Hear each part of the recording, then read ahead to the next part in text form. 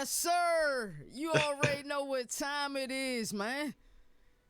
It's fantasy vibes time. Hey, it's fantasy vibes time. I am your MC, Leverett KT. And right there in the bottom right corner, you had your boy Moon Vibes. Moon Vibes, what's going on, Playboy? Everything is wavy on a Saturday. We feeling great. We ready for Saturday night prime time. We one day away from week 5 in the NFL. When week 1, we didn't even think we was gonna get an NFL season, honestly. No preseason. So does this mean that the games are finally for real now? like, so I'm excited. I'm excited for not only this show, but and y'all to get this fantasy insight for a lot of players that we're going to talk about tonight. A lot of teams. We're going to cover every team in the NFL, but I'm more so excited for y'all to see these strip club aesthetics and these vibes, bro. Hey, man, speaking of strip club aesthetics, let's get right into it, man. Moon Vibes, go ahead, give him some real talk. Welcome to Fantasy Vibes, brought to you by Reelonesproductions, streaming live for the first time ever on Twitch. Before we get started into this process of a show that we have planned for you, I myself, Moon Vibes, would like to welcome you to our Twitch channel. We don't know how you got here, but we appreciate you being here. Hopefully, you stay in quarantine clean and in good spirits during this time. Here at Fantasy Vibes, you get real content, strip club aesthetics, hilarious commentary, sports debates, fantasy analytics, and numbers, and overall just good vibes. We are now a quarter of the way into the season, and things are really starting to take shape. The best teams are starting to separate themselves, like the Green Bay Packers, for example, while the bad teams are just showing us how truly bad that they are. Without further ado, before we get into it, let's talk about the biggest takeaways of week 4 by your host, Moon Vibes. So, number one, my big number one takeaway, it's time to pump the brakes on the Arizona Cardinals, ladies and gentlemen. Coming into the season, I thought the Cardinals could be a dark horse pick for the NFC West, at least to make some noise in the NFC West, maybe even the NFC. With the trade of DeAndre Hopkins, it added on to this even more. But after beating the defending NFC champs in San Fran, they had a favorable schedule playing Washington, Detroit, Carolina, the Jets, and Dallas. They legitimately had a chance to be 6-0 before playing Seattle at home. Instead, they lost to Detroit last week and Carolina this week. Not only did they lose, their offense, which is supposed to be their strength, ladies and gentlemen, looked absolutely lost. This past week, Kyler Murray was 24 of 31. And you'd be like, yeah, that's great accuracy, right? Until I mentioned to you that he only passed for 133 yards. That's a lot of checkdowns that went absolutely nowhere. This team could be 4-2 heading into their matchup against Seattle, but the way their offense is playing right now, they will struggle to beat anyone. Then we talk about offenses that are humming. My second takeaway from this week 4 slate of games was there's actually hope for Cleveland Brown fans. The Browns improved to 3-1 after putting up 49 points in Dallas, and that was with their star running back Nick Chubb exiting the game early. Prayers up to Nick Chubb. This offense is leaning heavily on the run game and it's been working. Even with Chubb out, Kareem Hunt and Dearness Johnson rushed for 73 and 95 yards respectively. Now, the reliance on the run game has made life a lot easier for Baker Mayfield, and I know he's breathing a sigh of relief right now. He may not be lighting it up with the stat sheet, but he's still making the throws that he needs to make, and he's not making mistakes. If this Browns offense keeps operating like this, the Browns won't just be looking at a winning record. They'll also be looking at a playoff berth. My next takeaway for this week, the Bengals. The Bengals have a bright future. I've actually watched a decent amount of Bengals games this year, and this team could be a playoff team as soon as next year. I know it sounds like a stretch right now, but first round pick Joe Burrow looks better and more comfortable than ever. And he's getting better every single game. He's also starting to form a connection with second round wide receiver T. Higgins out of Clemson.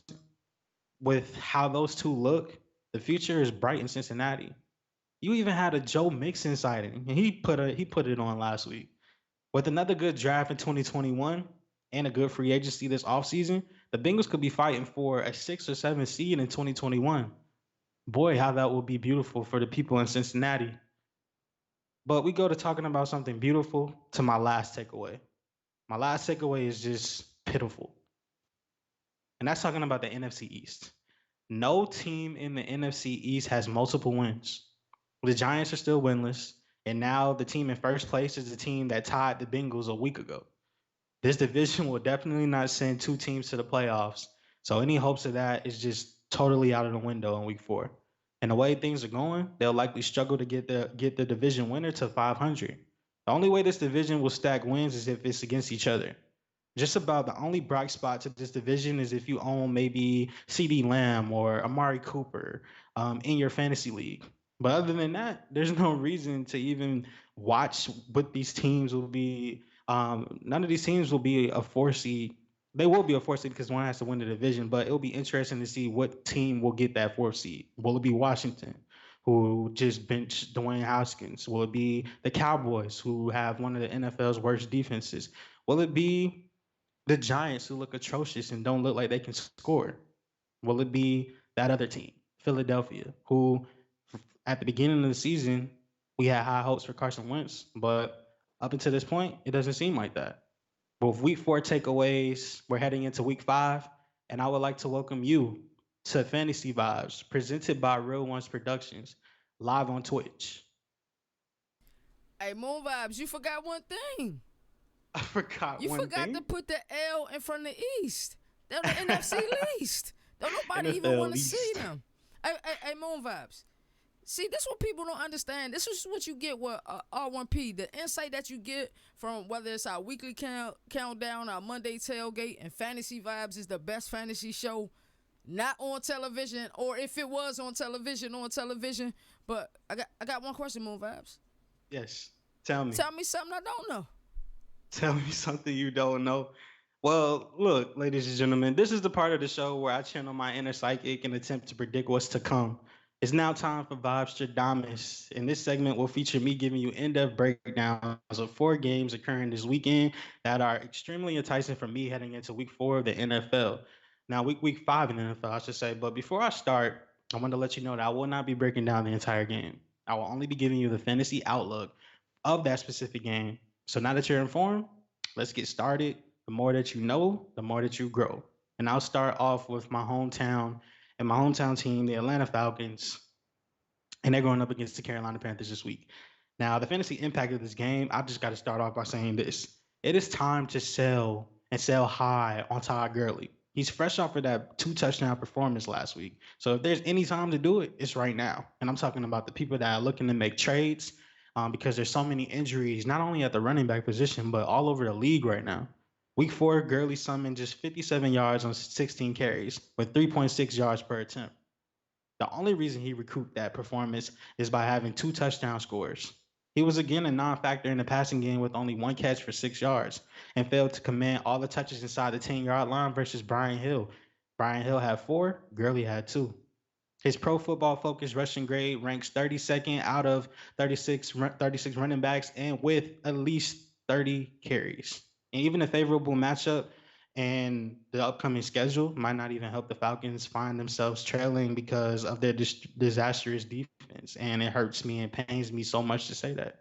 Only the Dallas Cowboys and the Minnesota Vikings have allowed more offensive scores than the Falcons this season.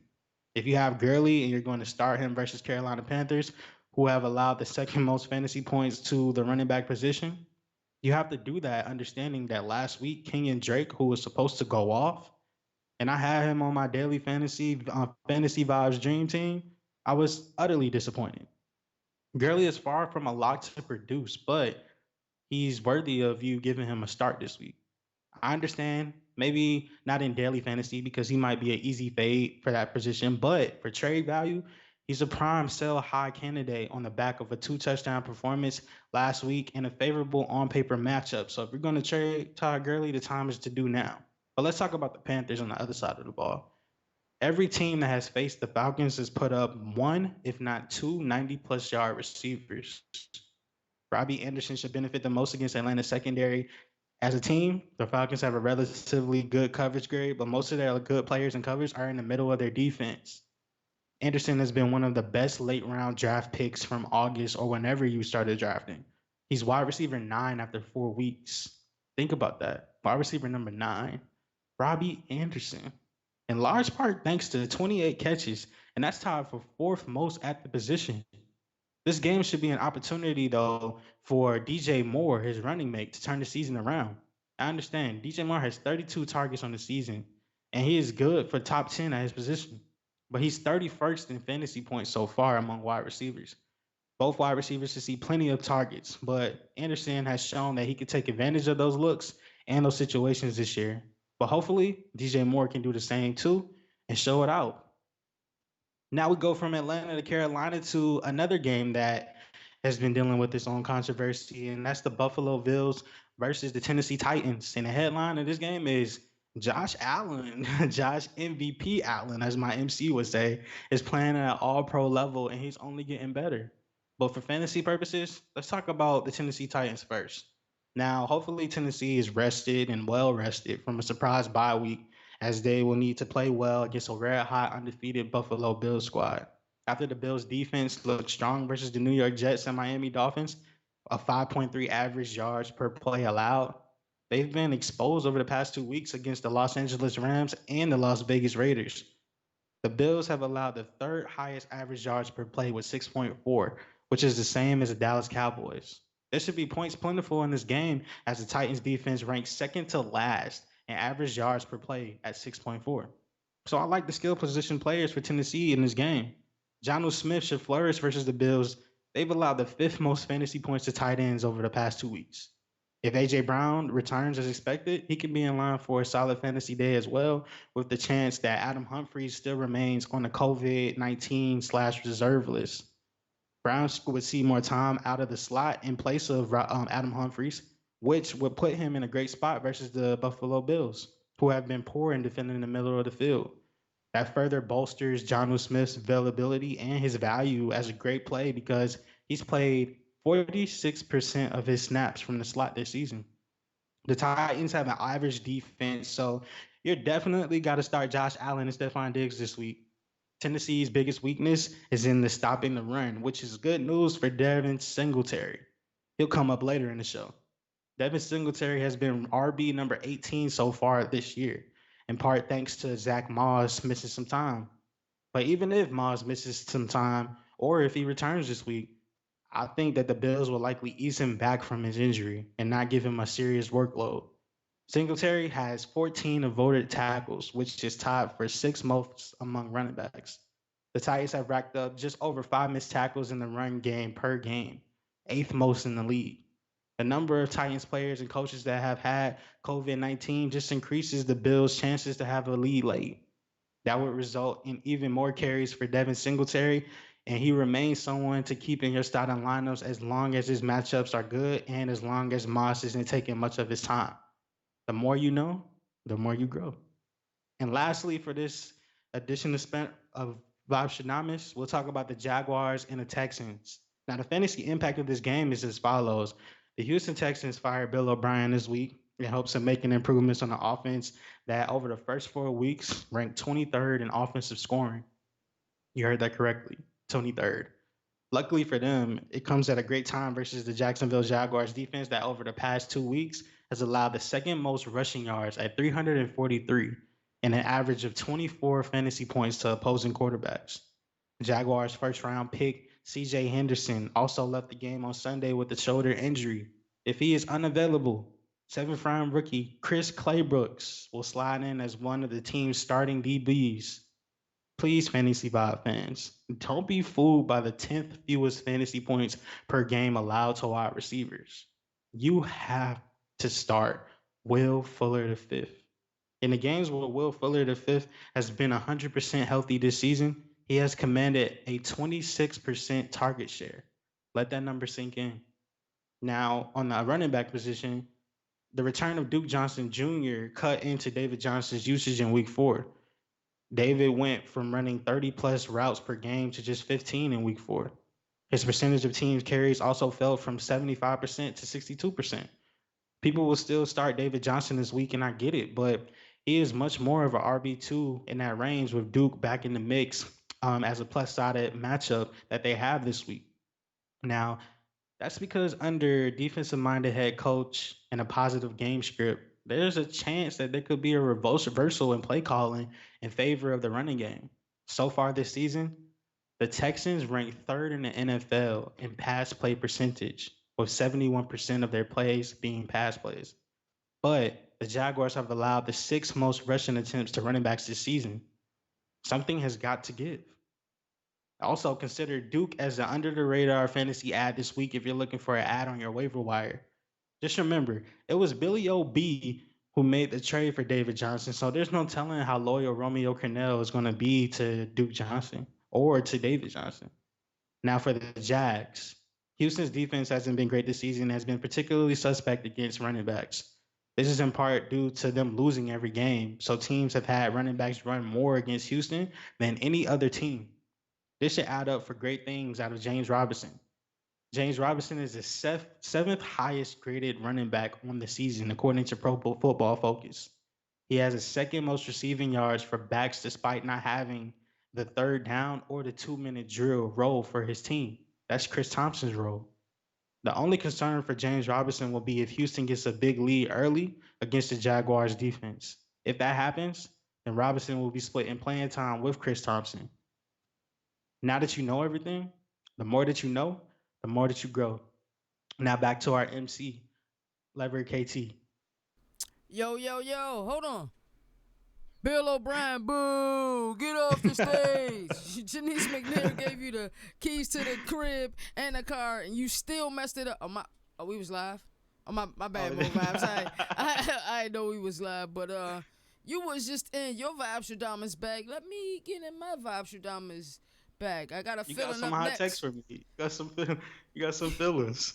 I got a feeling that you're gonna be talking about one Joe Burrow. In Burrow we trust.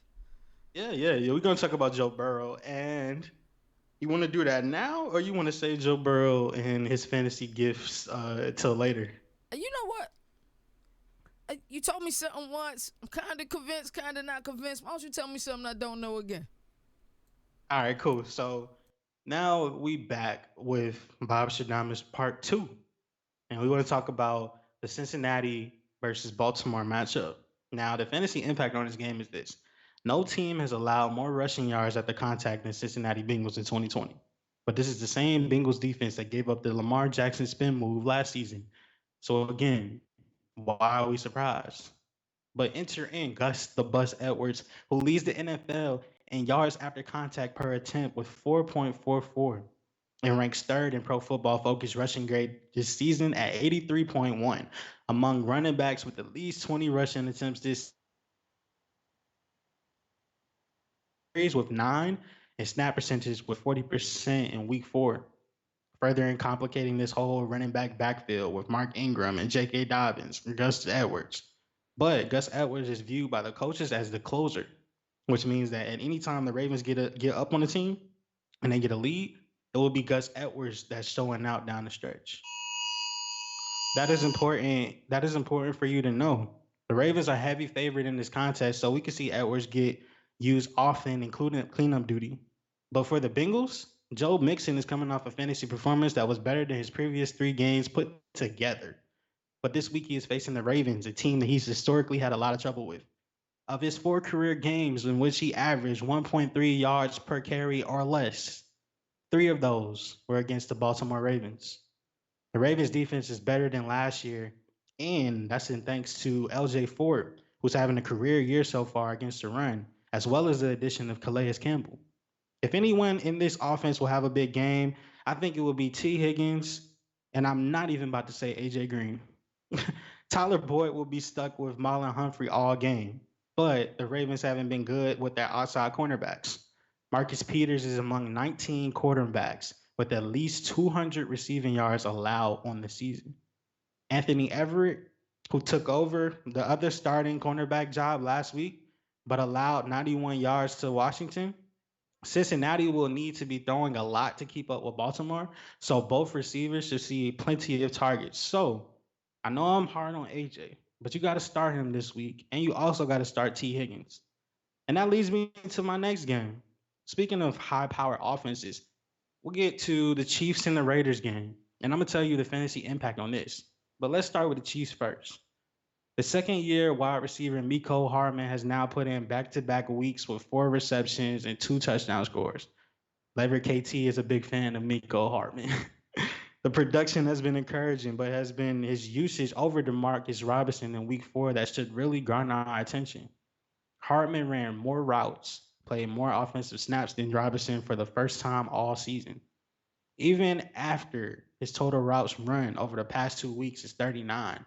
I know that's not anything to go crazy for, but it's his team leading target rate with 26%. The same number that Will Fuller gets when he's healthy. That makes Miko Harmon the one that I'm hopeful that the Chiefs will get more involved into their game plan as the season goes on. If you remember last season, Miko Hartman had his coming out party versus the Las Vegas Raiders. At that time, they were the Oakland Raiders with a 4 catch, 61-yard, 1 touchdown performance.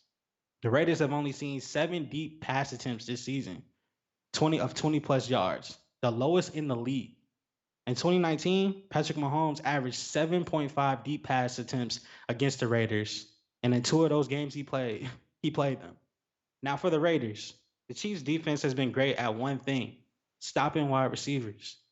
They've allowed the fewest fantasy points to wide receivers this season. That's isn't terrible news for fantasy owners because the top Raiders wide receivers either won't play due to injury or will be coming back from an injury and probably won't be starting anyway. Kansas City will be heavy favorites in this game, so Las Vegas will need to pass anyway. This might be another bad game for Josh Jacobs as other receiving backs have started to see more playing time. It should mean plenty of opportunities for Darren Waller though. He had 163 yards over 2 performances against them last year. But even still, let me just be real with y'all. I'm lowering my expectations on Darren Waller. For context, Kansas City ranks 14th in fantasy points per game to tight ends with 7.2 points allowed per game. They are tied third for touchdowns, giving up with only 2 on the season to tight ends.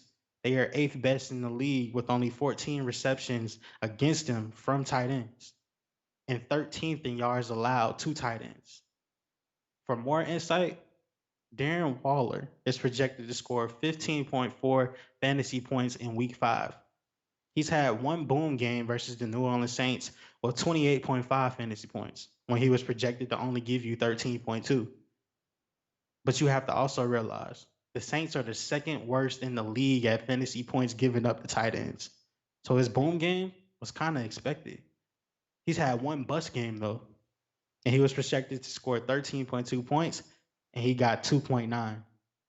In that game, it came against the New England Patriots. And the New England Patriots against defense against tight ends is slightly better than Kansas City. The more you know, the more you grow. And lastly, let's get to our game Arizona versus the New York Jets. Now, for the fantasy impact on this game, Le'Veon Bell is expected to make his return to the lineup for the Jets this week in week 5. And I think his passing game usage alone will merit sliding him back into starting lineups. Now, I get it. Kalen Balaj saw 10 targets in his absence over the past 3 weeks. And the Cardinals defense is far from one to avoid. His Cardinals defense is far from one to avoid. Now, you want an appetizer? The Cardinals defense has allowed the ninth most fantasy points to running backs. You want an entree? They've given up the fifth most receiving yards to running backs. You want some dessert? They've given up the sixth most fantasy points and the sixth most fantasy points per game to running backs. You want a to-go box? They lead the league in receiving touchdowns given up to running backs. I expect Le'Veon Bell to have a decent day. Now, speaking of the Jets, Sam Darnold is expected to miss this game, so Joe Flacco will get the start, but the quarterback change wouldn't hurt Le'Veon Bell's targets in the passing game. Last season in Denver, Joe Flacco passed to the running back position on 26% of his throws. Royce Freeman and Philip Lindsay both averaged just under 4 targets per game. The Jets have allowed plenty of fantasy points to wide running backs this year and not as many to cornerbacks. They're kind of stiff against cornerbacks. That is in large part due to teams beating the Jets and running against them as games go on. By Pro Football Focus grade, the Jets' run defense has been above average, while their coverage has been bottom 5. If this game remains close, then Kyler Murray should be able to have a lot of dropbacks and make the most of them. When that happens, DeAndre Hopkins remains the only reliable target for fantasy purposes. If Arizona pulls away with a big lead, then there's a chance Kenyon Drake can get enough carries to put up decent numbers. But for more context, let's talk about the New York Jets in the season. Did you know that they're the eighth worst fantasy points given up to running backs? The fifth worst in running backs touchdowns, the eighth worst in rushing yards allowed, and the eighth worst in attempts allowed to running backs. But on the flip side, they are the seventh best against quarterbacks in fantasy points per game with 16.9. So it might be time to temper your expectations on Kyler Murray in that Arizona Cardinals offense. For fantasy vibes and vibes Shadamas, the more you know, the more that you grow. Now back to our MC.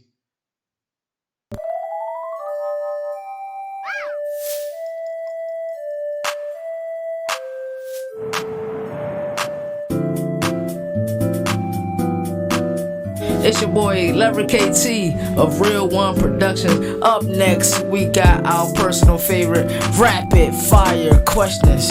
Were we wrong about the Jags? Did we overhype the Tampa Bay Buccaneers? Who leads the Lions in rushing this year? Does Jordan Love start any games this season? The 49ers in danger of falling 0-2.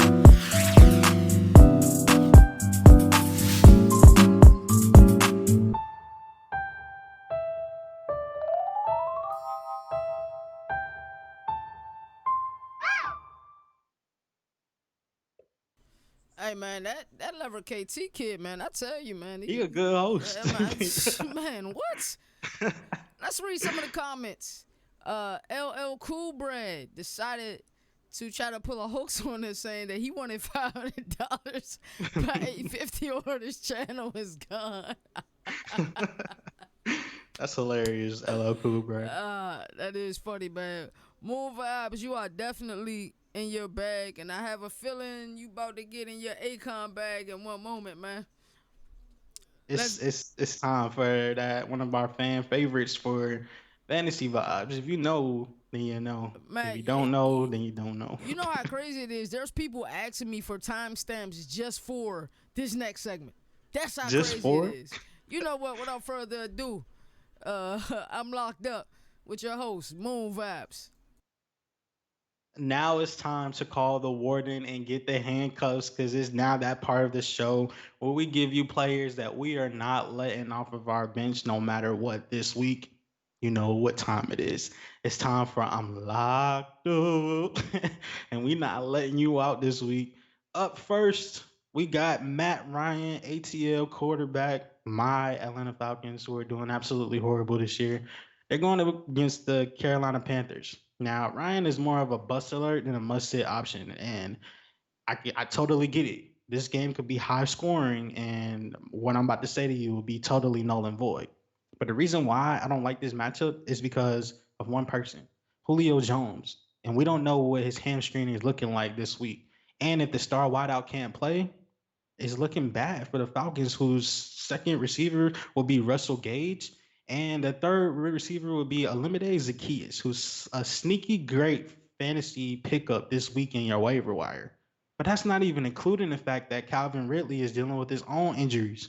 We seen what Ryan looked like this past two games with Jones out or limited against Chicago and Green Bay, as Ryan combined for 25 points in those outings. The Panthers also have been good against opposing quarterbacks this year, holding Derek Carr, Tom Brady, and Justin Herbert to combine 3 touchdowns and 2 interceptions.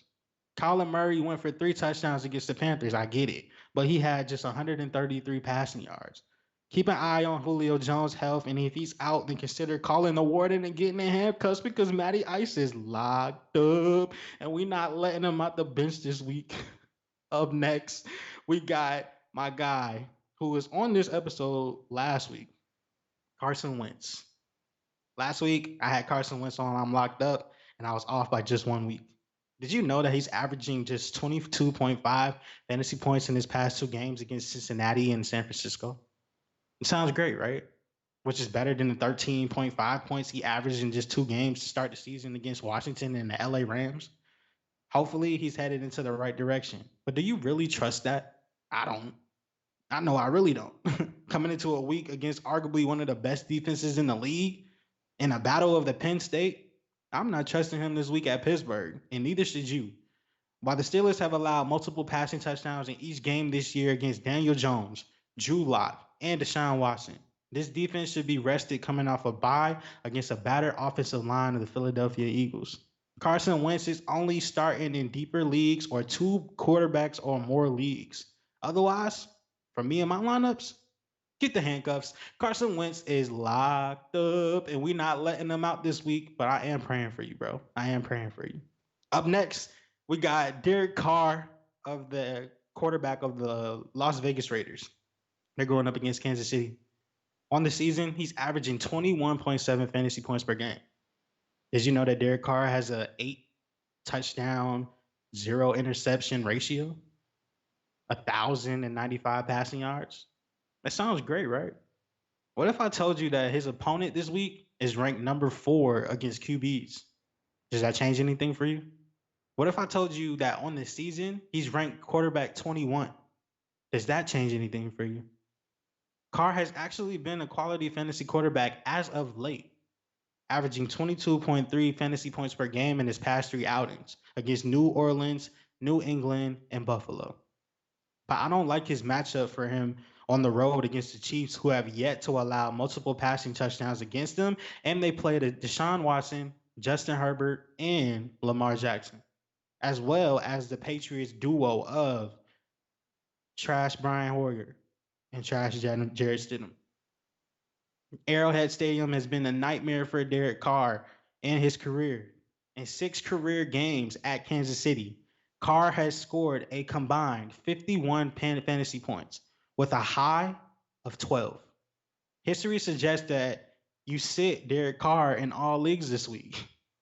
And history also suggests that Derek Carr is locked up, and we're not letting him out our bench this week.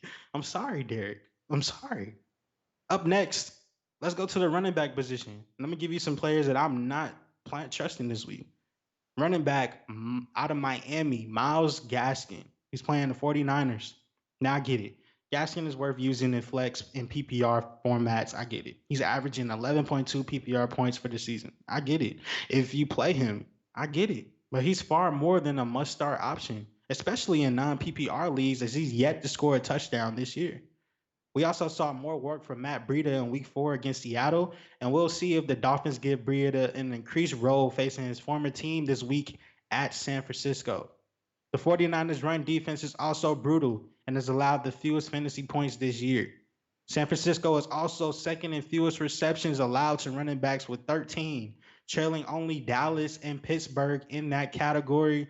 Calder Warden, Myles Gaskin is locked up, and we not letting you out this week, bro. Now we travel to the South, and we talk about Latavius Murray, Saints running back, versus the Chargers on Monday night. Now, Murray was great last week for the Saints with 14 carries on 64 yards and 2 touchdowns, along with 1 catch for 19 yards on 2 targets at Detroit. But please, Fantasy Vibes audience, do not go chasing that production and expect similar results this week at home against the Chargers. In 3 games prior to week 4, Murray had combined for 14 PPR points total. He's facing the Chargers defense this week that is yet to allow a rushing touchdown to a running back. And then they play running backs like Joe Mixon, Clyde Edwards-Helaire, Mike Davis, and also Ronald Jones. Alvin Kamara should be great against this defense because they give up a lot of points to receiving running backs. But Murray is likely to struggle, especially if he doesn't score. They are 9th in rushing yards allowed, 6th in rushing attempts, and 6th in fantasy points giving up this season to running backs. Close the sale. Latavius Murray is locked up, and we're not letting you out this week. And last but not least, when we're talking about the running backs, this person, he might give you points, but he's on my bust list this week. And he was on my locked up earlier this year. I'm talking about Melvin Gordon, running back out of Denver. So we're expecting Philip Lindsay with a toe to come back this week and return after a 3-game absence. I get it. Gordon should be back to sharing touches with Philip Lindsay. I must admit, though, Melvin Gordon has been great this year with at least 14 PPR points in his 3 of 4 games. Solid production, right? He just had his best outing of the season in week 4 at the Jets with 23 carries for 107 yards and 2 touchdowns, along with 2 catches for 11 yards. But the latter is the interesting part. He had 2 receptions for 11 yards. I think Philip Lindsay will be back. That would be the back that gets the majority of the targets out of the backfield. On the season, Melvin Gordon has 11 receptions for 45 yards. I repeat it, 11 receptions for 45 yards. Melvin could be in trouble at New England, who's ranked sixth against running backs, especially if backup quarterback Brett Ripien starts again for Drew Lock, who's dealing with a shoulder injury. The Patriots haven't allowed a rushing touchdown since week 1, including matchups with Chris Carson, Josh Jacobs, and Clyde Edwards-Helaire. So please, please lower your expectations this week for Melvin Gordon, especially after how good he looked last week against the New York Jets. It was the New York Jets. For me, it's time to get the handcuffs and call the warden because Melvin Gordon is locked up and we not letting him out this week. We'll give you more players to look for that are locked up later in the show, but we send it right back to our MC for the evening, Leverett KT. Moon vibes. The warden wasn't playing. You locking up Melvin Gordon? I'm locking up Melvin Gordon this week. I have to. I have to. I get he went crazy last week. Mm-hmm. But the Jets, they surrender a lot of their yards because they get blown out for the Right. most part, Right. and the teams are forced to run. You remember that game where Raheem Mostert went crazy, and then he Mm-hmm. got hurt, and then entered in Jerick McKinnon, and he got some work. Right. Right. It's similar. They get up, and teams don't feel like they have to pass on them anymore. And I think it's a bad situation. I think that two catches for 11 yards last week is just an indication to owners out there that hey, look, he can only give you his ceiling is only so high when it comes to PPR points, points per reception. He's not giving you a lot of reception. He give you some rushing yards, but against this sixth ranked rushing defense in New England in a game that has been pushed back, I don't trust it. I don't trust it at all, KT. Hey, man. Hey, you heard it here first at Fantasy Vibes. Moon Vibes just definitely gave you the report on Melvin Gordon this weekend. Do not start him. There is some trolling going on in the chat right now. It's some severe trolling. I used to play ball with Melvin in high school. Hey, man. That is brilliant, dog. Speaking of reports, Moon Vibes, give me an injury update. What's going on with the injury report this week? So we had a lot of injuries this week, ladies and gentlemen, and I like it's been a lot, almost too much to handle. But we'll start the injury report off over some new news that's coming out. Lamar Jackson of the Baltimore Ravens, he's dealing with a knee injury and an illness. They said it was a stomach bug and that type of question, but we don't have a lot of details on it. Currently into the game this week on Sunday, he's questionable, and Lamar Jackson told reporters that he's good to go for Sunday's matchup versus Cincinnati, but he still remains questionable in the Ravens Friday injury report. It will be a surprise if Jackson is inactive for Sunday's game, but I've been hearing KT some rumors and reports going around that your boy out of Penn State, Trace McSorley, might get the start this week. What? He might get the start this week. Speaking of quarterbacks, we got Jimmy Garoppolo coming back this week for the San Francisco 49ers. He had a high ankle sprain, and his status right now is active. And for the first time in several weeks, Jimmy Garoppolo is not on the official 49ers team report for injuries. He was a full participant in practice, and he will be available against Miami. And it's a favorable matchup for Jimmy G. I'm not saying he goes crazy and balls out, but at the same time, I do see him being quite productive. And I see that game against Miami being closer than we think. Mm-hmm. Sticking with quarterbacks, we'll talk about COVID-19 injury related for Cam Newton of the New England Patriots.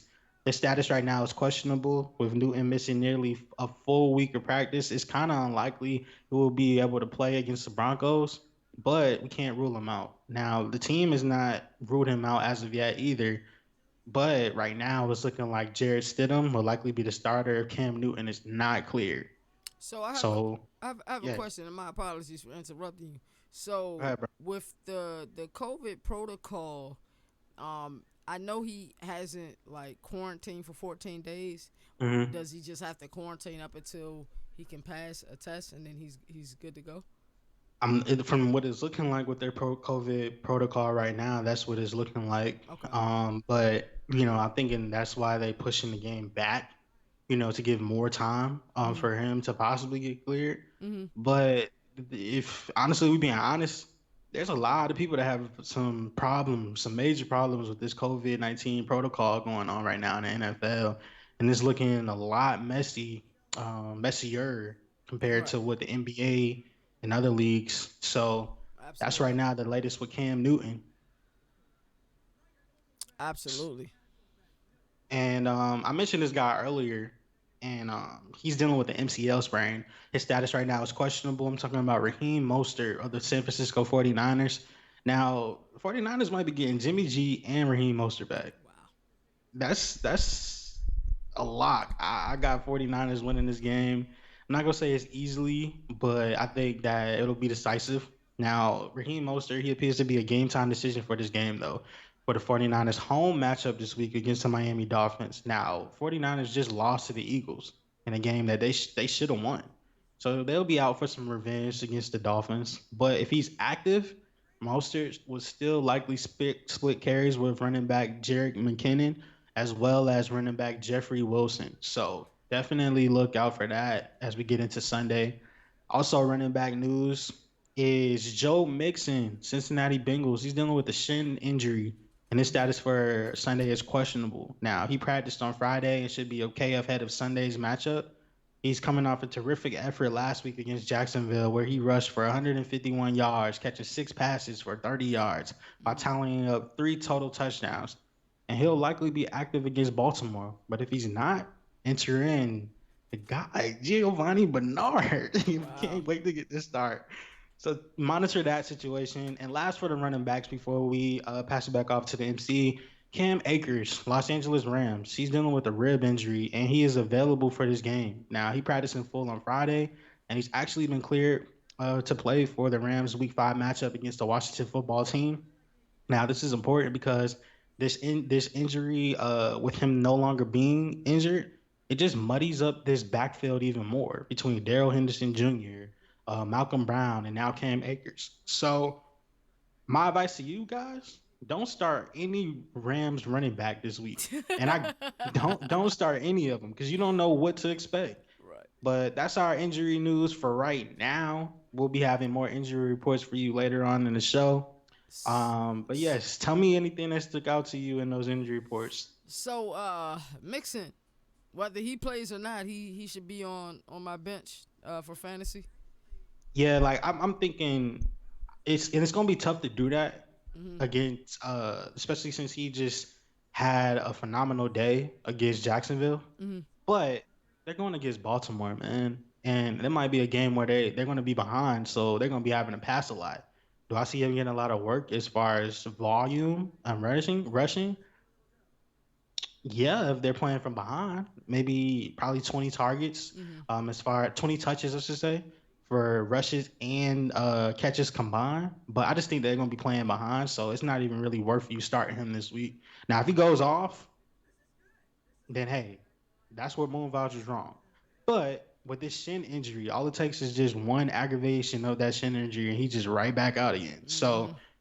I just err on the side of caution for that. Wow. So Action Jackson, if he That's what I doesn't thought. That's what I was hoping you would go with. if he doesn't play this week, you think Baltimore can get the win? Hmm. They're going up against Cincinnati, and I really do feel like Trace McSorley, we've seen him come in last year. He played well. Maybe not like all pro level or anything like that. So definitely temper your expectations. Do they get the win? I think game script would allow them to get the win. Because I'm not trusting any Bengals players this week besides maybe Joe Burrow, but even still, I got him on my bench too. Mhm. Um, T. Higgins, yeah, I'm definitely starting T. Higgins this week. But the defense of the Bengals, I don't trust them against this three-headed, four-headed rushing attack in Baltimore. And I think that this is a game where they'll probably have their game script rely on the running game. Like, hey, we got Gus Edwards, we got Mark Ingram, we got J.K. Hey, let's just feed these guys and just let them do what they do. They all get 40% of the carries. I mean, maybe we can, adjust it 33, 33, 33, and like let's just pound the rock, stay ahead of the chains. But I think that it'll be a blowout if Lamar plays. It'll be a slightly closer game if he doesn't. So we had a great question from the R1P Truth. He says, "Don't the Ravens have RG3?" They have RG3, and I want him to start. Um, he's a very respectable backup, but the reports are right now, from what I'm hearing, that Trace McSorley is has been getting some first team reps too. Mmm. So I'm just saying, if we come to game time, don't be surprised if you expecting RG3 to come out there and Trace McSorley does. Hey man, you heard it here first. Moon Vibes is that guy, man. Let's go into the third part of Vibes Stradamus. So we know this is the segment when I'm giving you my bold predictions for this week, and I'm just channeling my inner psychic. But I'm not gonna talk to you about the whole game. I will be talking to you about the fantasy impact of this game. Let's start with Philly versus Pittsburgh in a battle of the Penn State, especially after I just talked about my guy Chase Missouri.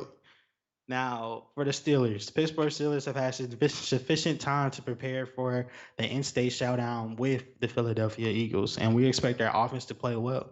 Now, Juju Smith-Schuster has the best matchup in the slot versus Nikhil Roby-Coleman, who has allowed the league's third highest passer rating with 137.5 from cornerbacks covering from the slot. That's extremely high. Deontay Johnson, though, who just cleared concussion protocol, was drawn a much tougher matchup versus Darius Slay, the guy that just got paid by the Eagles, he's been a massive upgrade for their secondary. But that is far from justification to bench Deontay Johnson. He just gets too many targets, and he's just way too involved in his offense for you to bench him, even against a tough cornerback. The Eagles got their first win of the season last week, but will have trouble against the Steelers defense. We all know this. The one player fantasy owners have been able to count on this season for the Eagles since he came in, Miles Sanders. But he's the player Pittsburgh is most prepared to stop. The Steelers have tackled halfbacks for a loss on 27.5% of their carries. That's the best rate in the entire league. And held halfbacks to 2 yards or less on two-thirds of their runs, which is also leads the league. What makes matters worse is the injuries in the Eagles have had to their offensive line. Now they've held up okay in their pass protection, but their run blocking grade as a team is 51.8, which is the third lowest in the entire league. Most fantasy owners don't have the luxury of benching Miles Sanders. I get it, but if you have a viable alternative, it's also worthy of considering.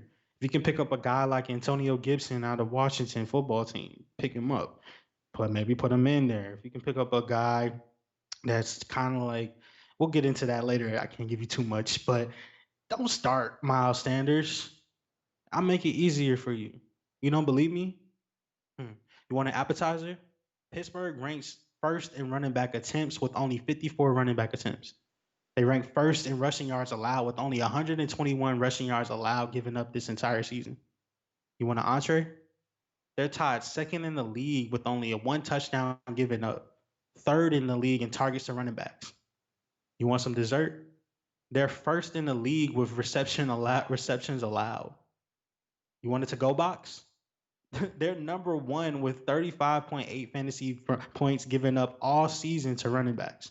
And they're second in the league, averaging 11.9 fantasy points given up per game to running backs.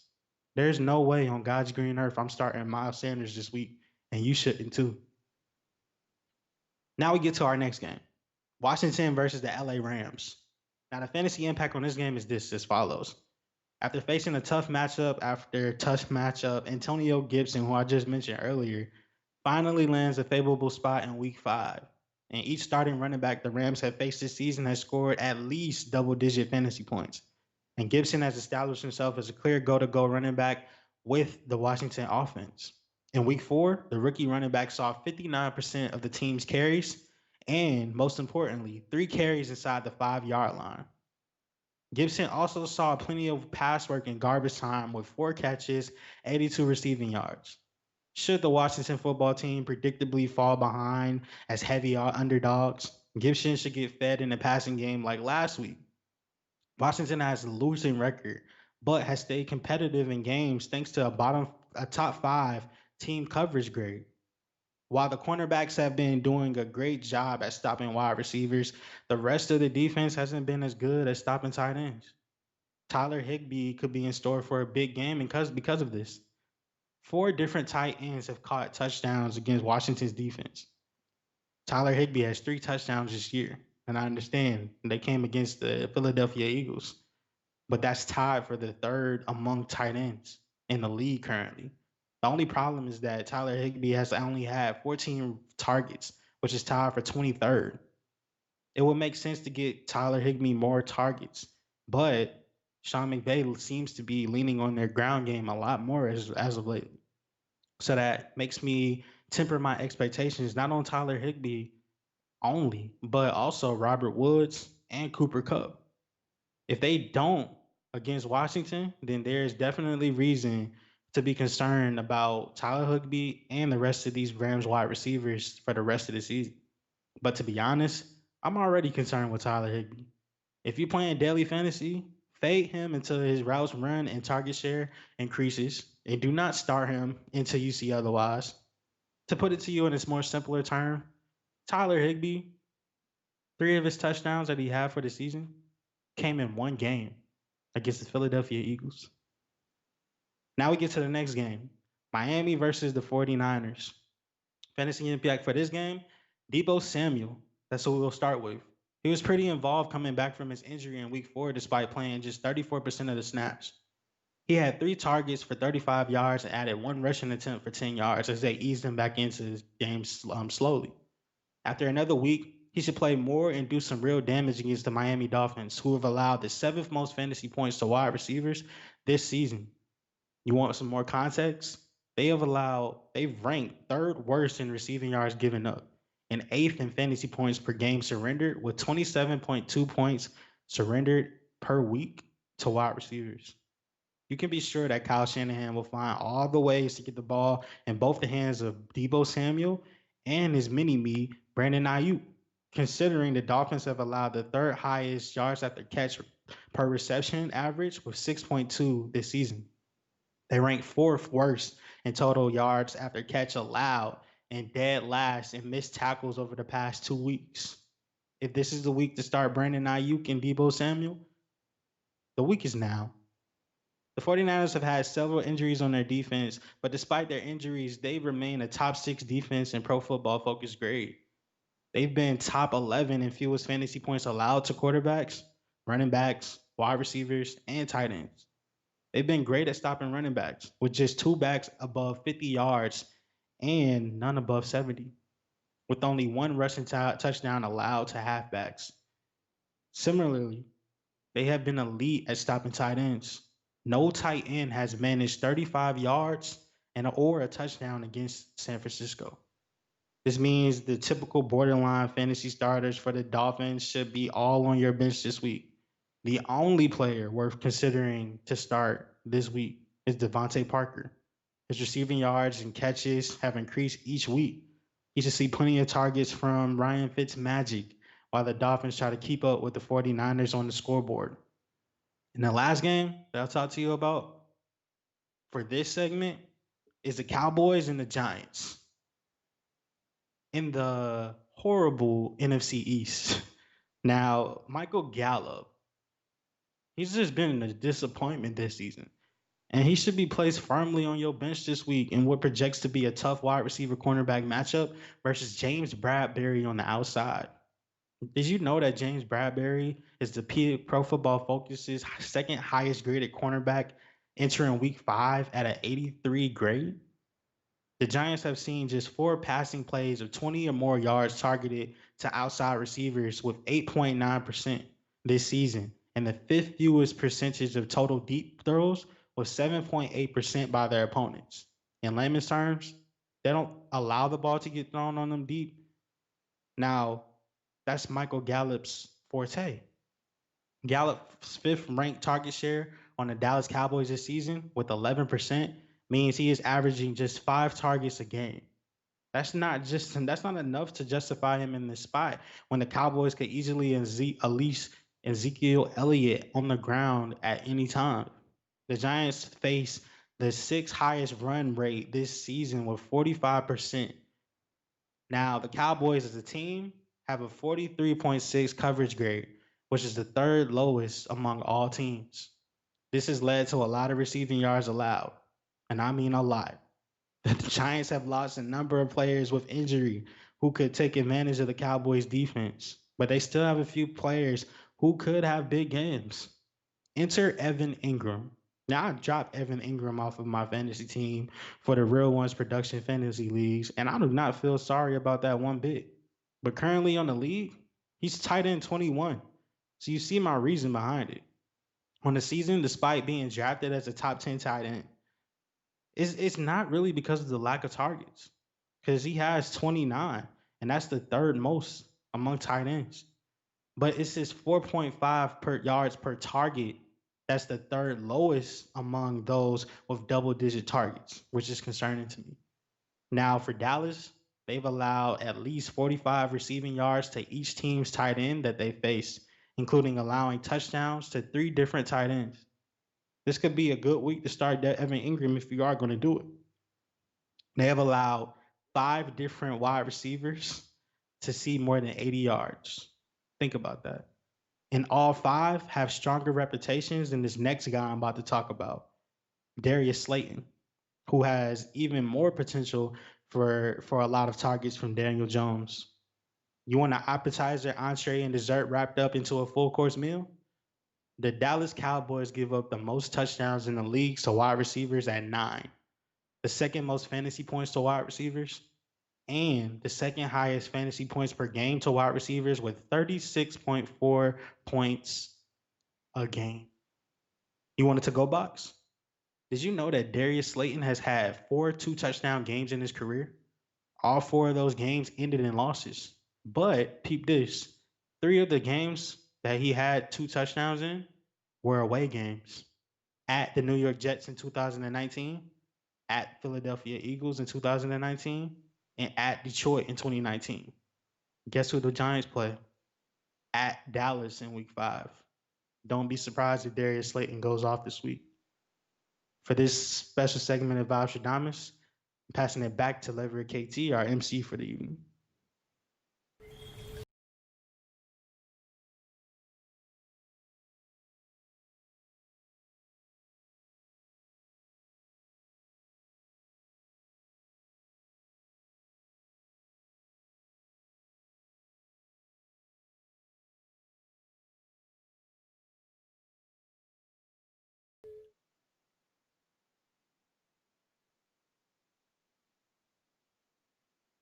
Welcome to a fan favorite, a segment that's growing in popularity and one that I focus on deep sleepers to help you win this week in fantasy.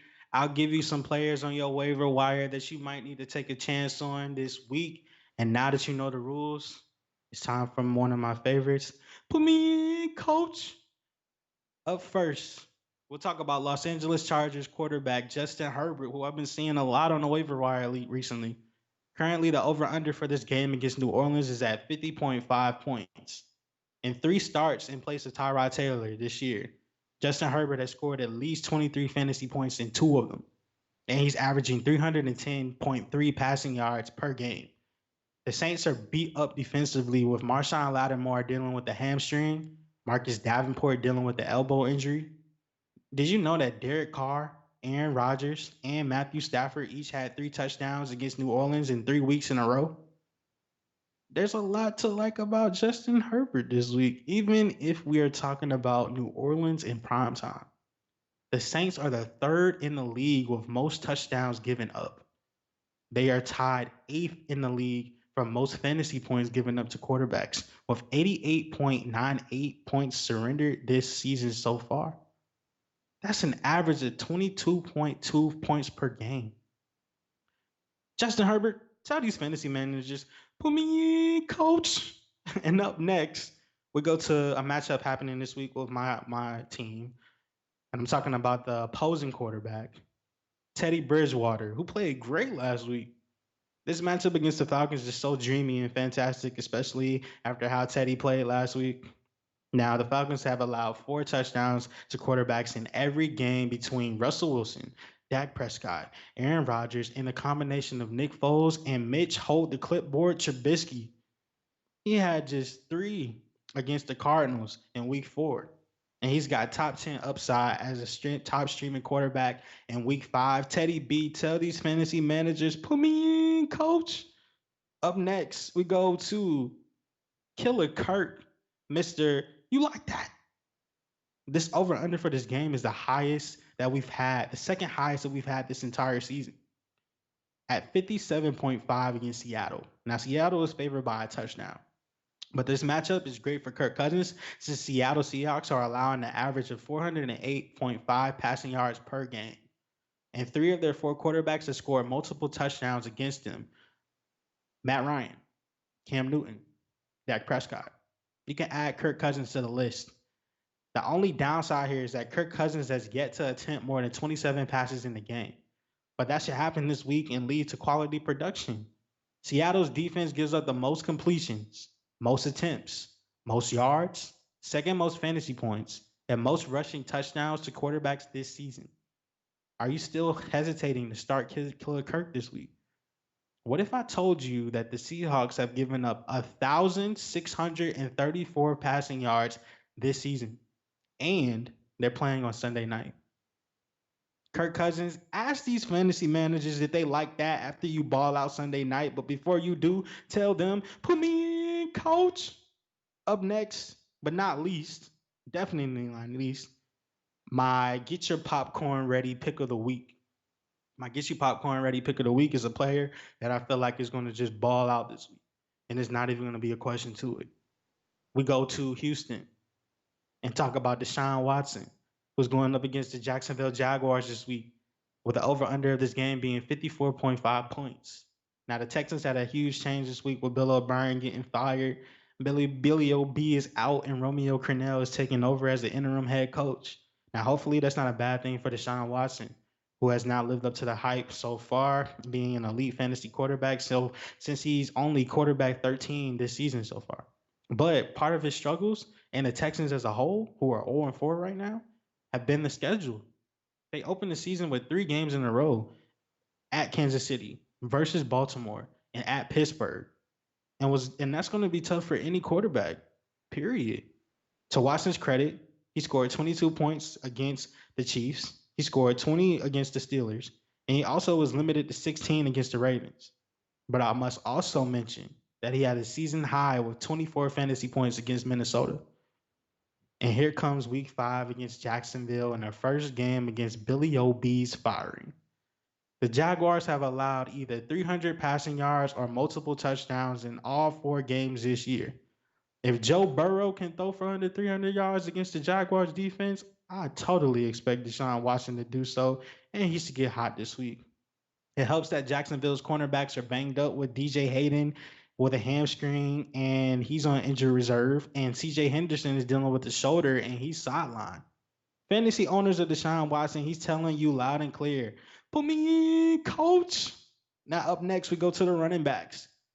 Talk about this next guy who should be in for a breakout game, even though it's a tough matchup.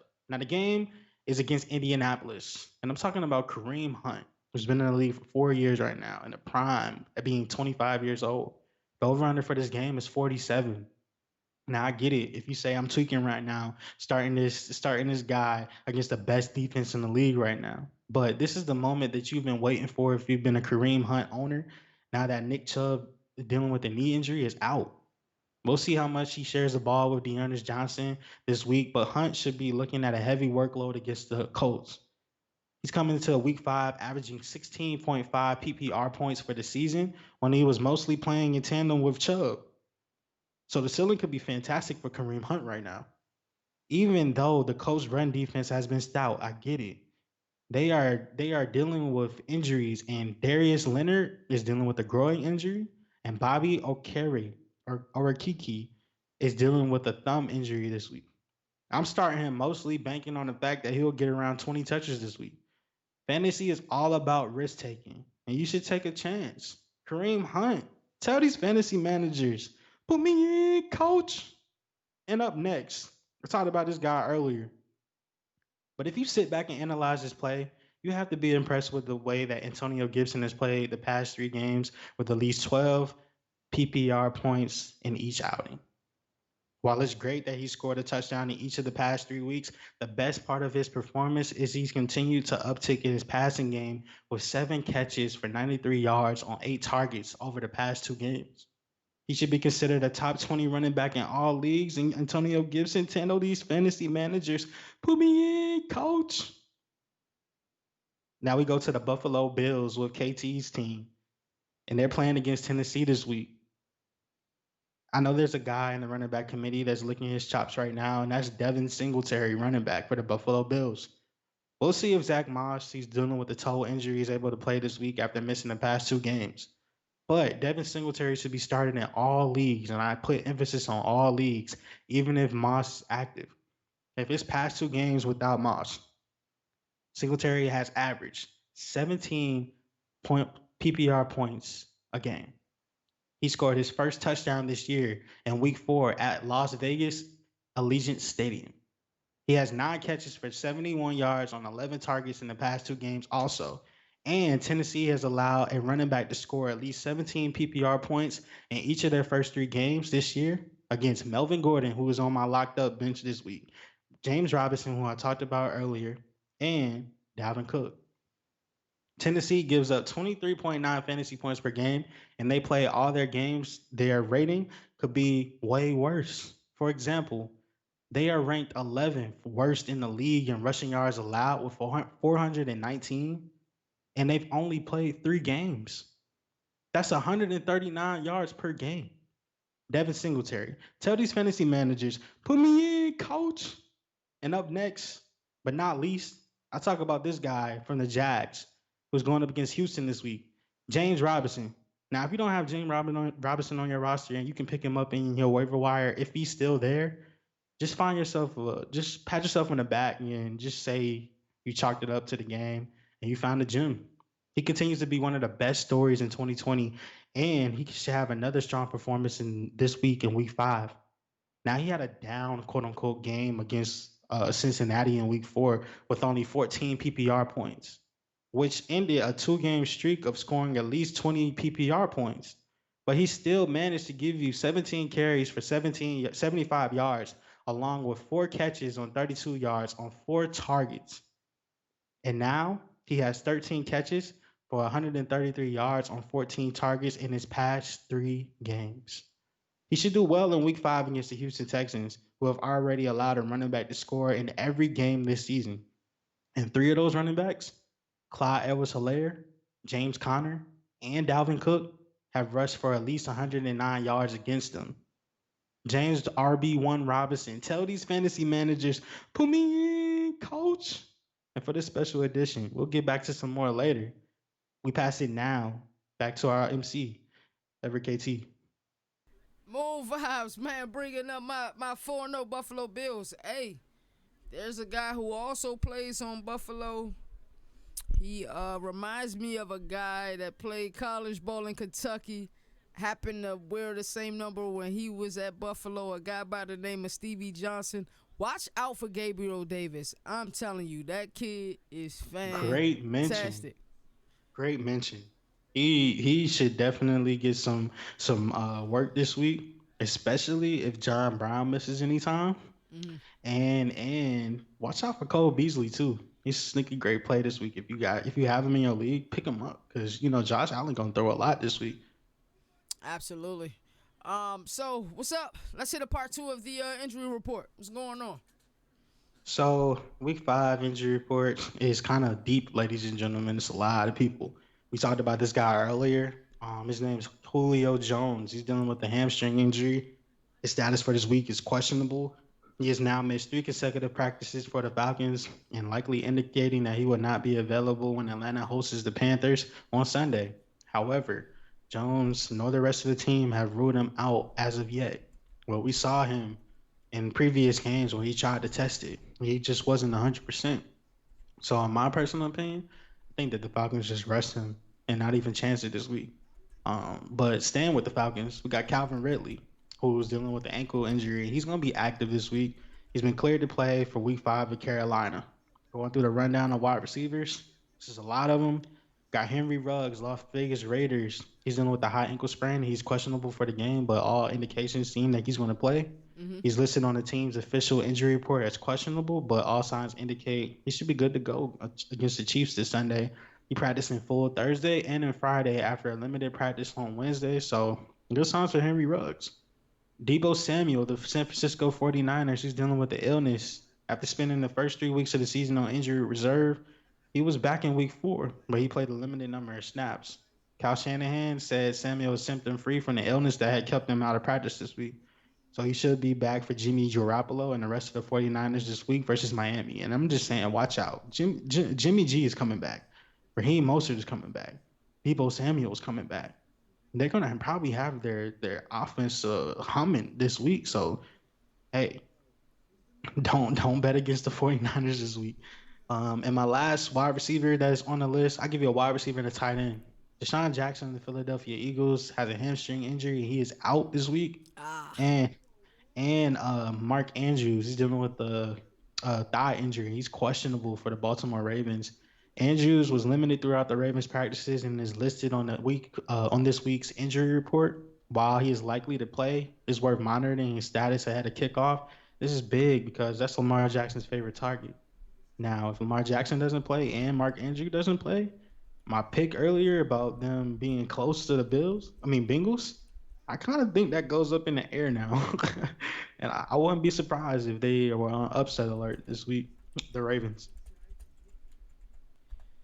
And that is your latest injuries. But I'll give you one more because we mentioned your Bills, so I might as well talk about the Bills real quick. They're dealing with Javius White, a cornerback. He didn't practice on Saturday and has been designated as questionable to face the Titans on Tuesday. And the source comes from Joe Buscaliga on Twitter. Now, the Mm-hmm. fantasy impact is that if White has been dealing with a back element and it looks like he didn't make much progress by the end of the week, he's trending in the wrong direction. But Bills could be limited his reps in the hopes of him being ready for Tuesday's bout against the Titans, which is kind of smart. Now, if the White is not able to play, AJ Brown and Ryan Tannehill's fantasy values would get a boost while Buffalo's defense takes a hit. Speaking of Buffalo, they're dealing with rookie running back Zach Moss, who practiced in full on Saturday. So that's a great sign for you guys. And he's listed as questionable for Tuesday's game against Tennessee. He's been battling a toe injury for the past 2 weeks, and he practiced in limited capacity until Friday. He was finally able to log a full session, and his prospects of suiting up on Tuesday are looking kind of bright right now. But fantasy managers who own Devin Singletary, listen, don't let that stop you from starting Singletary, man. Like still start Singletary, man. I think that they're gonna work him back in. But last but not least, I'll talk about Buffalo Bills wide receiver John Brown, who we mentioned just now, who was listed as questionable against the Tennessee Titans in Week 5. Now, if he does not play, he is dealing with the calf injury that he sustained in week 3 and hasn't appeared to suffer any setbacks after playing in week 4. But there can be flare ups and things of that nature. So he got a limited practice session on Friday, which is good. And if he plays, he'll be a wide receiver number 3 or interesting flex player in your lineup, assuming that the Titans and Bills are still playing on Tuesday. And for your injury report and the latest and going on in the league, pass it back to KT. Wow. So the Bills are derailed with injuries. I also believe that Levi Wallace isn't playing this game. So Hmm. that'll make things interesting. Josh Norman looked pretty damn good last week against the He Raiders. He did. made a couple of big plays. He was on Good Morning Football this week as well. So it'll be interesting. I'm comfortable with our secondary because Poyer and Hyde has plenty of cornerback They're experience. So dogs. if they need to move them, they'll be able to move them. But we all know what they here for, man. Let's go to I'm Locked Up Part 2. Part two of I'm locked up. All right, I'm gonna save my shocker for last because I don't think y'all expecting this. But let's start off with the tight ends first. Welcome to I'm Locked Up, presented by Fantasy Vibes, and this is a Real Ones production. Up first, we got Mike Gesicki. Now, he's going against San Francisco. Did you know that the 49ers ranked second against tight ends? And Mike G is tight end 13 this year. He's projected to give you 8.2 fantasy points per game, and he averages 11 points per game. Guess how many fantasy points the 49ers defense gets up to the tight ends? Take some time. I'll give you some time. Go ahead and guess. I guarantee you're not close. They give up 2.6 fantasy points per game to tight ends. 2.6. I smell bust all over Mike Gesicki this week, and I totally get it. If you don't have tight end depth on your roster, I get you playing him. But I'm personally not starting him. But I also realize this. The 49ers have been amazing against tight ends this year, especially against Evan Ingram and Zach Ertz, two elite ones that they've seen. Now, Evan Ingram was held to just 3 catches for 22 yards on 5 targets in week 3, and Ertz had 4 catches for 9 yards on 5 targets. Gesicki only has 2 catches for 30 yards on 6 targets in his past two games against Jacksonville and Seattle. It's not really stellar. And I understand he scored against the Jaguars. This is a good week to stay away from Mike Gesicki given the matchup on the road. For context, the Niners have given up 12 receptions, 84 yards, 0 touchdowns, 10.4 fantasy points all year. Mike G, I'm sorry I got to do this to you, Playboy, but you're locked up, and I'm not letting you off the bench this week. Next, we go to another tight end that had a kind of good week, I should say, but I'm not as high on him as everybody else is. Austin Hooper, tight end, Cleveland Browns versus the Colts. I don't know if you see this trend, but I'm hesitant about the Browns players outside of Kareem Hunt this week. Indy is ranked number 1 against tight ends, and Hoop is tight end 20 on the season. He only has 12 catches for 96 yards on the season. When earlier this year, people said that he was a godsend in Cleveland. He has a touchdown, but he's averaging on 6.9 points per game.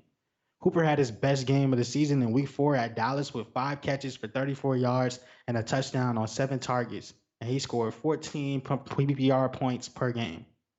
Prior to that, he had 12 PPR points combined in his first 3 games. I don't trust him this week, especially with David Njoku coming back from a knee injury. The Colts have the 3rd fewest receptions, fewest yards, tied for league lead with 0 touchdowns given up, and have only given up 7.1 points to tight ends this entire season. They average only 1.8 points to tight ends a game, and that's a league lead. Austin Hooper, you're definitely locked up this week, and I'm not letting you off the bench this week. I can't. I'm sorry, bro. I'm sorry. So now we get to wide receivers, and I'm gonna save my big one for last. Let's start in Oakland. I mentioned earlier about your guy Derek Carr, I should say, but let's talk about one of his wide receivers. It was probably the healthiest wide receiver that they have on their roster right now, Hunter Renfrow out of Clemson. It appears like Henry Ruggs, dealing with the hamstring injury, will return this week, so Renfrow will lose targets in a tough matchup. He had 17 targets in the past 2 games against the Patriots and the Bills, and he scored 30 PPR points over that span. But Renfrow only managed 10 PPR points in his first 2 games, and he should struggle against the Chiefs. For the season, Kansas City allows the fewest fantasy points to wide receivers, and Derek Carr doesn't have a good history playing at Arrowhead. If I was low on Derek Carr and I had him locked up, don't you think that I'm gonna have Hunter Renfrow locked up? But peep this before I get into it. On the season, he's ranked 34 in wide receivers, and after this game, he'll likely be worse. Lights out, close the sales. Hunter Renfrow is locked up, and we not letting him out the bench this week. Coming up next, I go to Jalen's New England Patriots. And you talk about Julian Edelman versus the Broncos. Now I get it. This matchup looks enticing, especially since Denver is ranked 28th to wide receivers. But Jules has 30 targets on the season, and it's the Broncos. I get it. But this feels like a game where the Patriots can run the ball and not even have to throw. Edelman has struggled the past 2 weeks with limited targets. He had 12 targets combined against the Raiders and the Chiefs, and he scored 10 PPR points over that span. He also looked lost in his first game without Cam Newton dealing with COVID-19 in week 4 at Kansas City. Now, Newton is likely out again in week 5 against the Broncos. On the season, Jules is wide receiver 30 on the season. He still hasn't scored a touchdown, and his projection is 12.8 fantasy points when his season average is only 10.8. Jarrett Stidham or Brian Hoyer, whoever gets to start, it makes me worried about Jules. So much so that I'm getting the handcuffs and Julian Edelman. Sorry, bro, but you're locked up, and I'm not letting you out the bench this week. And my last guy, it's gonna be a shocker, but I was so high on this guy last week. I predicted him being the player that goes off. My get your popcorn ready pick of the week. His name is Odell Beckham, and he played against a great matchup against Dallas. But this week he plays against the Colts. Beckham was awesome, as I predicted. And he went against the Cowboys with 5 catches for 81 yards and 2 touchdowns on 8 targets. He also added 73 rushing yards and a touchdown on 2 carries. He scored 38 PPR points. And a lot of people won their matchups because of Odell went going crazy. It was great to see. It was great to experience. It was great to see him happy. But did you know that Indianapolis has allowed 5 touchdowns to opposing wide receivers, but 3 of them came to week 1 at Jacksonville? Did you know that Allen Robinson in week 4 is the only receiver with more than 64 receiving yards against the Colts?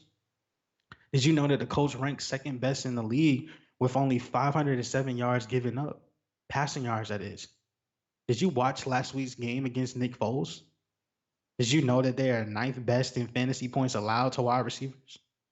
Did you know that they are seventh best in receptions allowed to wide receivers? Did you know that Indy is the fourth in wide receivers targets per game allowed? It's hard to bench Odell Beckham in most leagues. I get it. But you should lower your expectations for him significantly. And I understand. It's so hard to say goodbye to yesterday. But today I have to do it because it's a new week. Get the handcuffs. OBJ is locked up, and I'm not letting him out this week. And for the special edition of I'm Locked Up, a fan favorite, this is Fantasy Vibes. And we send it back to our MC, Ever KT. How you gonna lock my guy up? How you gonna lock Odell up? Odell almost got me a dub last week against Greeny. It's a new week, bro. And then the It's a new R1P fantasy league, Greeny is killing everybody. I think the truth second, or did the truth lose last week to you? Yeah, he lost last week. So He took that smooth L. he took You that know, smooth L. he took that smooth L. Appreciate you, Truth. Hey, that was a good win for me, bro. Appreciate it. It was a good matchup, though. I told you it was gonna be great. But yeah, Odell historically has struggled against physical corners. Stephon Gilmore, we've seen him struggle against. Xavier Rhodes, he probably will struggle against. I don't know if I have many better options. I do have Diggs, so he might end up starting. I definitely have to relook at that. But speaking of things, R1P, if you're enjoying what you're seeing here at Fantasy Vibes, and I already know you are, tomorrow morning, 10:30 a.m. Eastern Standard Time. I think that's 7:30 Pacific Standard Time, and then Central it is at 9:30.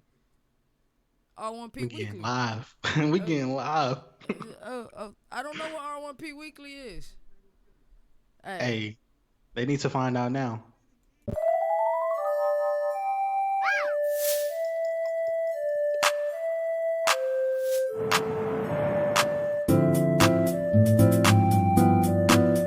It's your boy Lever KT of Real One Productions. Up next, we got our personal favorite rapid fire questions. Were we wrong about the Jags? Did we overhype the Tampa Bay Buccaneers? Who leads the Lions in rushing this year? Does Jordan Love start any games this season? The 49ers in danger of falling 0-2.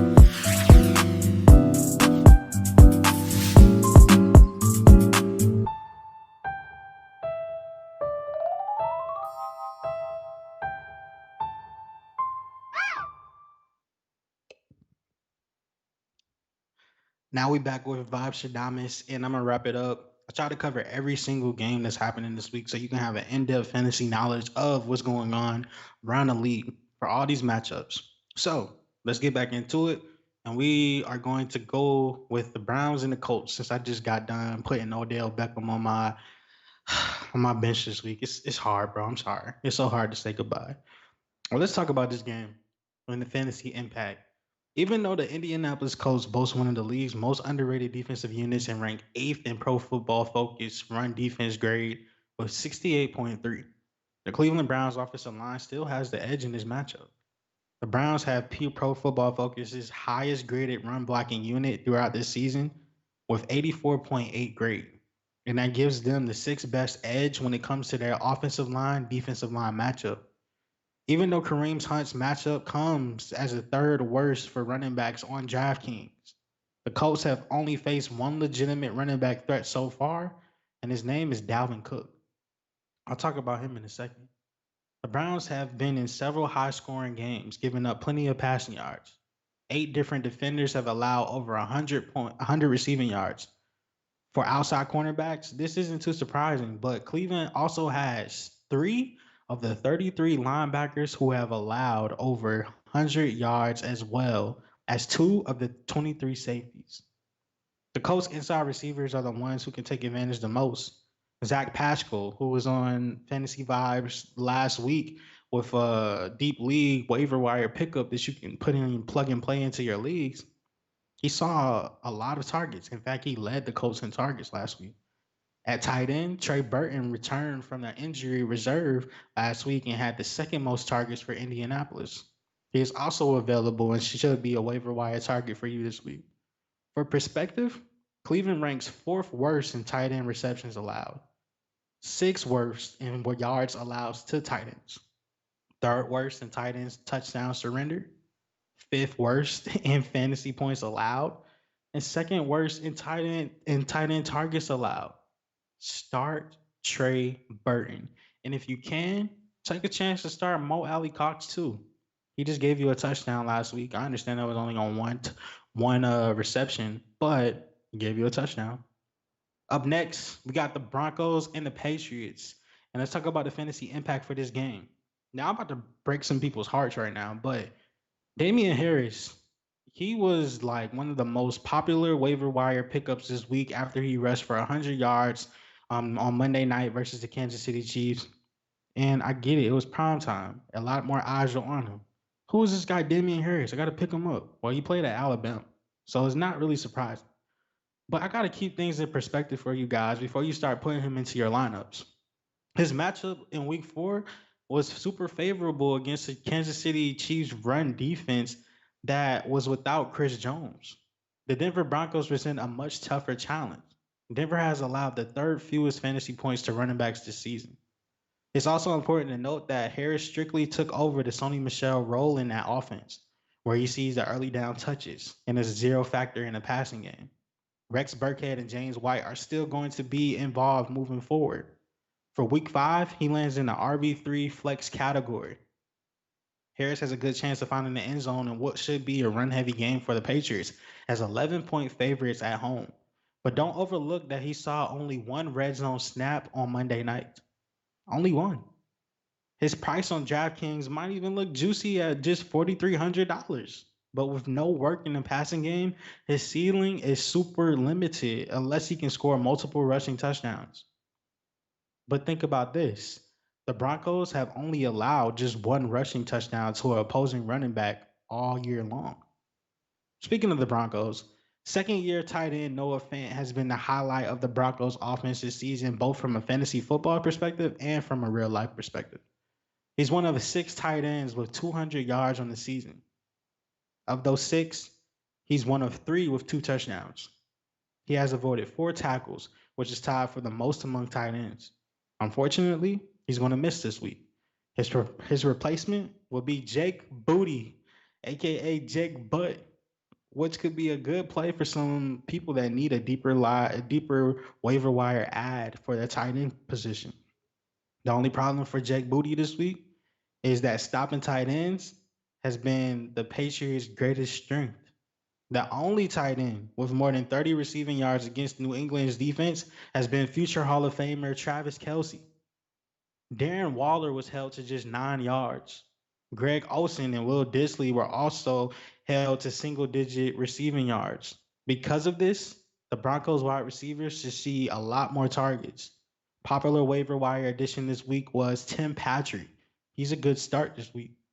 While rookie wide receiver Jerry Judy, who had the moss of the year so far, on a pass that, in being realistic, it should have been an interception.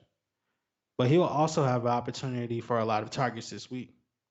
But that's what you need to know for the game that we have going on between the Broncos and the Patriots.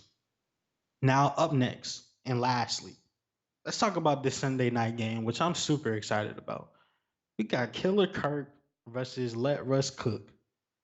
The fantasy impact of this game, you'll start the usual suspects here, ranging from Russell Wilson, DK Metcalf, Tyler Lockett, Chris Carson. But one of the names flying under the radar is tight end Greg Olsen, who I just mentioned. Olsen now has back to back games with at least 5 receptions and at least 6 targets for the Seattle Seahawks. Rostering a tight end who has Wilson's at quarterback is never a bad option, especially considering Olsen's next matchup is against a favorable, bad Minnesota Vikings defense. Their defense this season ranks 31st in yards per attempt with 11.1. That's crazy. Seattle has allowed 6 different receivers to catch at least 70 receiving yards from their outside receiving snaps alone. Adam Thielen and Justin Jefferson will see at least some snaps from the slot, but let's just be honest, they play primarily on the outside. Over the past 2 weeks since Justin Jefferson has become a starter, both players have been top 10 fantasy wide receivers with Adam Thielen and Justin Jefferson. Both wide receivers are definitely must stop starts, and you shouldn't even hesitate putting them in your lineup. This matchup isn't as favorable for Dalvin Cook, though.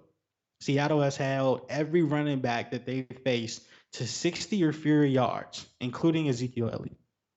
Two backs have had more than 10 attempts against them, and Dalvin Cook will most likely be the third one on that list. Still, temper your expectations from a big aim for Dalvin Cook. And if he does produce, that just solidifies his status as a top 3 running back in his league. For more vibes and vibes for diamonds as we wrap this up, this is Fantasy Vibes presented by Reelonesproductions. Now back to our host, Lever KT.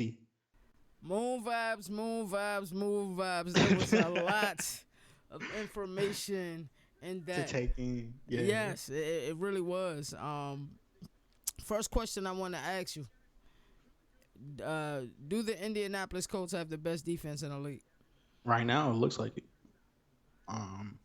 It's, I mean, my personal two that I'm picking the Steelers and the Colts right now.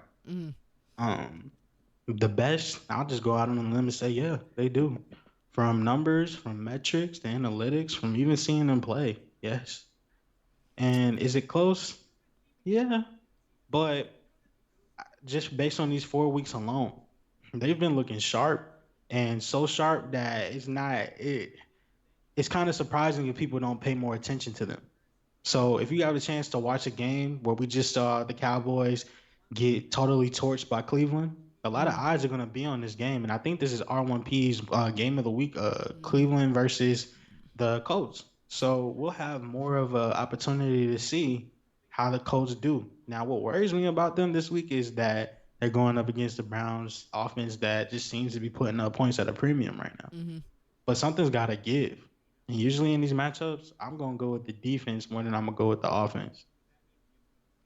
Absolutely, and you know my saying, January better bring a running game and a defense, and I feel like with Yeah. the Colts offensive line and that defense, Yes. I'm a Bills fan.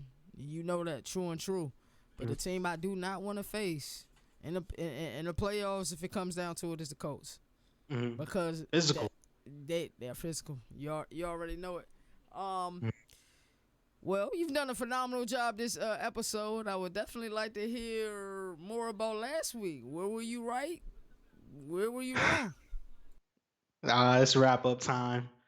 It's so hard to say goodbye to yesterday. Ooh. Well, all jokes aside, October, ladies and gentlemen, October is the month of horror, and we here at Fantasy Vibes would love to connect with you.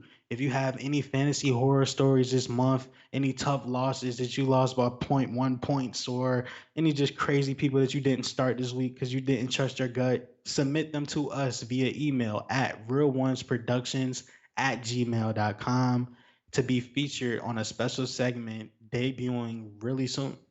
Now, up next, we got week 4, where Moon Vibes was right and where Moon Vibes was wrong.